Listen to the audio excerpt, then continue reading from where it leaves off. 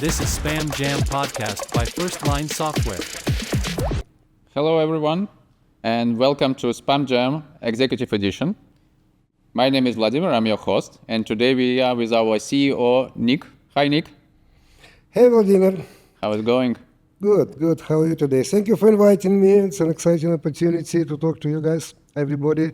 Thank you for sharing this event with us, and I hope you would enjoy what we are talking about too. The spam we are going to deliver to you today. Right. Yeah, Nick has been in tech for 3 decades, right? So you've seen all these technical revolutions from, .com, then cloud, and nowadays this AI hype. So today we will cover 2 topics. One will be mostly how to say no to AI. Yeah. Mission impossible. Impossible. Yeah. And the second topic will be more about who is winning, startups, small companies, or enterprises, or nobody is winning. So we will discuss it. There's no war. Okay, anyway. Okay, we'll discuss. We'll touch this point.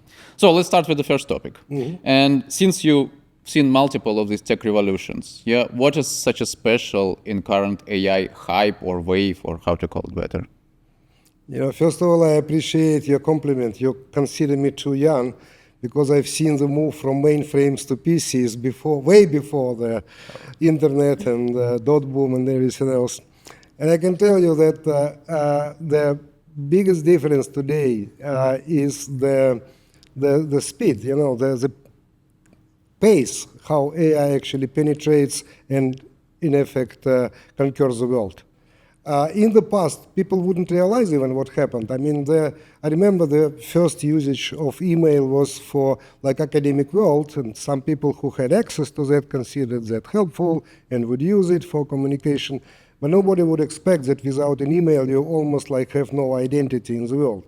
That required almost 25 years before it became a reality. Even with World Wide Web, similar. It was fun, I remember very serious people would say, never, I would never trust my credit card to any website in the world.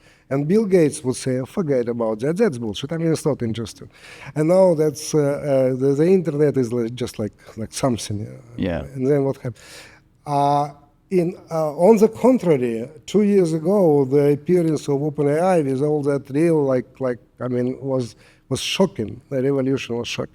And everybody is affected. And people who don't adapt, who don't try to become a part of that AI world are just losers. Everybody understands that. And that, by the way, creates the problem you are discussing today, yes or no, and hype, and so many new offerings in the market, because people understand that they just cannot say no, and they don't know how to say yes. So that's a good point. That's a good point. And following your speech, so if you're talking about such a huge speed or pace, so these tools appear on the daily basis, new tools, new platforms, everything from agents, MCP nowadays, all these things are happening on a daily basis. What we learned last week is already obsolete this week, right? So, for non-IT companies, for companies which are not focusing on the daily basis on these things, how to manage it all, how to skip on this pace? Well, I'm pitching that for a while already. I believe that it's technically impossible for every business in this world to create their own AI department. It's very different from, IT support or some sysadmin sitting in the corner. That doesn't work like that. Exactly because of the reasons you mentioned, the number of new solutions, tools, agents, paradigms, LLMs, and all of even the terminology, to follow the terminology. If a CEO of an average industrial, let's say, company tries to follow all of those trends, he will not have time to do his work, So that's, from my perspective, that will fragment the landscape in a way that the professional AI management companies will be partnering with actually end users, with businesses, and helping them to decide which tools might be most helpful and beneficial for the business for the purpose of that particular business, and helping them also to find technical solutions and install and maintain and support and all of that. So I think this is the very important piece which somehow is often missed. We have all of those Microsoft and Googles who are actually making solutions and putting it in the market, and we have all the startups creating new agents and things like that. And finally, we have businesses, and the question is, who's in between? Who is the glue? How do we bridge those two? I believe that there will be quite a few businesses in the market, in the IT space, offering solutions for businesses to use AI. So that's the way how they should address it. Cool. And we will talk about the management. Let's talk about mid-sized companies, because I believe that enterprises usually they do have enough power potentially. Yeah. But let's talk about mid-sized companies. Yeah. So usually they don't have, as you said already, AI lab. They don't have a lot of capabilities to learn it all. Yeah. At the end of the story, they need somehow to make a decision whether this concrete topic is another one hype or it's potentially game changer for the business. Yeah. How can management of the company make such a decision, even though they are working with a professional service company? They need by themselves to make a final decision whether this direction is proper for a business or not. Which measurements probably they should use for that? I don't know. I mean, this is you ask a very good question. In the previous answer, I referred more to kind of like implementation part, the technical, rather than the business consulting side of that, understanding of which AI solutions might impact the market share, the return on investment, the cost, whatever, the top line. That is, I think, also probably would belong eventually to professionals. There will be consultants, companies who are able to understand the business as well as the potential benefit of applying certain AI solutions. But the general answer here is actually different. You know what business acumen means, right? Of something course. what your gut's feeling, yeah? Yeah. And I think that every leader of the mid-size company who wants to be at least on the same level as his competition, or maybe even ahead of the competition, they need to trust themselves. They need to watch the trends, and they need to think of, there's something which I didn't think about yet, but now with AI tools I can do it. So they have to keep themselves reasonably educated. Read the news, AI news every morning, at least for 15 minutes, after the physical 15 minutes exercise. Okay, cool. Great. Since our topic is how to say no to AI, I would ask you a question. Have you ever already said no to any of AI projects? Maybe internal ones. No, I'm an enthusiast and I'm crazy. So I hear like my colleagues, the executive team, they would say no from time to time, but I'm always pushing forward yes. So I'm not at the no culture, I'm the yes culture. I think that it is inevitable. You cannot avoid adapting AI. And from my perspective, the main question is not how to say no. The main question is how to say yes in the right place and get the best return on the investment. Okay, great. I will drop a question to our audience. Guys, if you ever said no to any of AI projects and if you gain the benefits out of that, please share in the comments. It would be great to know. And following this topic, since as you said, so management should be somehow educated in AI, yeah? And there are different types of managers. Some enthusiastic like you, who is more like a pushing more AI. Excuse me interrupting for a second. Sure. First of all, I always distinguish between management and entrepreneurship. Okay. So entrepreneurs must do it. Managers to the extent, so as long as they want to become eventually the leaders of the company, they should. Otherwise... Yeah, so the one of the questions from my side was like, okay, if you're afraid to start using something new and you're not sure, and especially if you are not well educated in what AI is, and it's kind of risky, and we've seen a lot of cases already when companies were probably too fast implementing AI and lost money because of that, because they were not very careful. Probably a lot of managers and C-level people will try to, let's say, resist. Okay, I would probably do it later.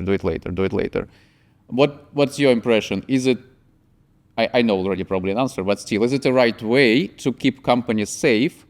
Because otherwise, if you are too fast, you may start losing money just because you start implementing AI and all these new tools without even any evaluation of it. So what's the balance here? Well, I already said, the professionals So you need to rely on partnership with professionals. So basically, over time, we will have proper processes in place, and probably a few years along the road, it will be easier to answer your question by concrete pointing out to certain companies or solutions or processes or whatever. As of today, I think the journey starts with an idea of the company leadership that we believe that doing that with the help of AI, we would achieve that and that. And before you start throwing money, especially before you rush to hire people in the market, you should probably turn to professionals who would do a little project, consulting project, and help you estimate the return on this investment. And is it really, first of all, is it really plausible? I mean, is it going to work? And what would be the outcome? Because what I've seen, especially in terms of hiring, okay, now I have the great idea, let me hire 2 or 3 great engineers, and they would solve the problem. By the time the engineers understand the problem, Google will hire them. So that's one of the probably stupid ideas where people fail, as you asked me, when the projects fail. I think sometimes jumping into implementation before perfectly planning and understanding and creating the necessary environment for the solution, understanding how the business processes would change after the implementation is finished. This is a mistake. This is the place where businesses lose money if they start too quick. Okay. But coming back to your first answer related to the fast pace of AI, if you will start spending time on implementation, on planning, you will lose 6 months before you're planning, and the whole infrastructure already changed. How to keep somewhere in between? Because if you are too fast, you are losing. If you are too doing all this planning too long, you are again losing. How not to lose? I believe me or not, I think I do. Even here, I have an answer. You mentioned, again, the question number 1, right? You mentioned all the series of revolutions, but you forgot to mention one where I'm personally proud to be one of the pioneers. In the beginning of 2002, we've been already doing extreme programming projects. So I've been one of the evangelists of agile software engineering, which is probably not even known for the rest of the world outside of the IT. But I think the solution to your question is agility. So if you do it like in a waterfall area, all of the steps which I described is one thing.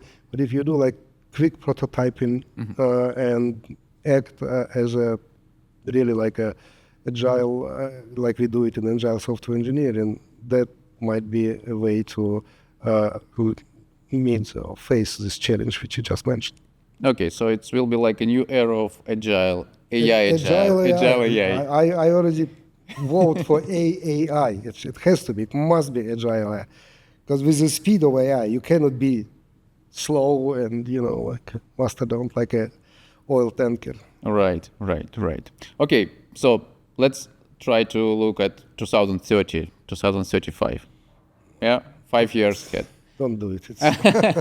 No, just wondering, what's your vision on AI in 2030? Will be it's something pretty much standard like cloud at the moment, so something like a standard is not the right word, but it definitely will be more established.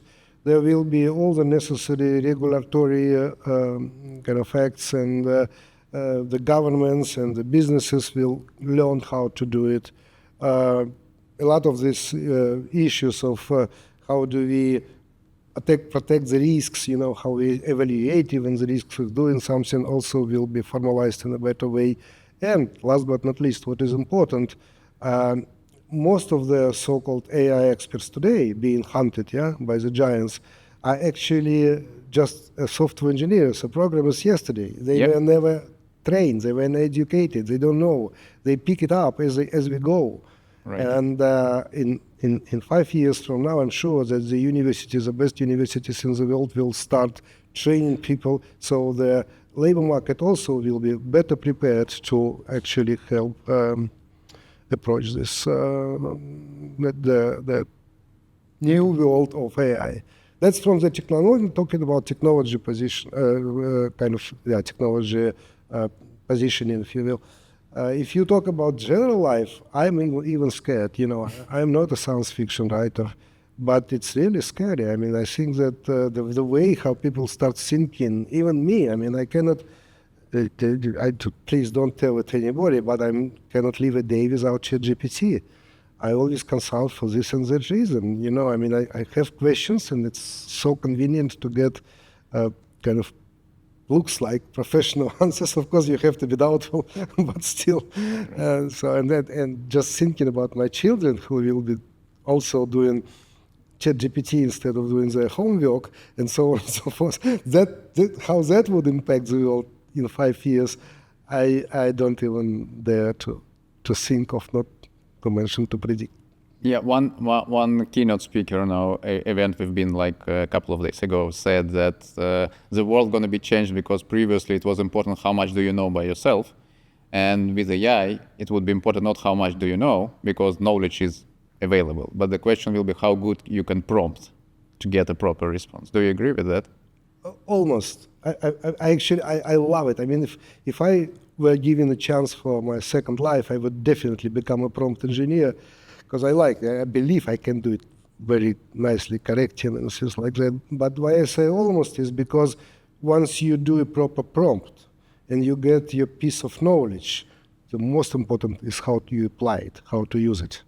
So the future is in both good prompting and ability to interpret, criticize, and apply what you learned. Okay. Of Good point. So let's try with 5 blitz questions, if you may. Sure. Okay. One word for AI hype today.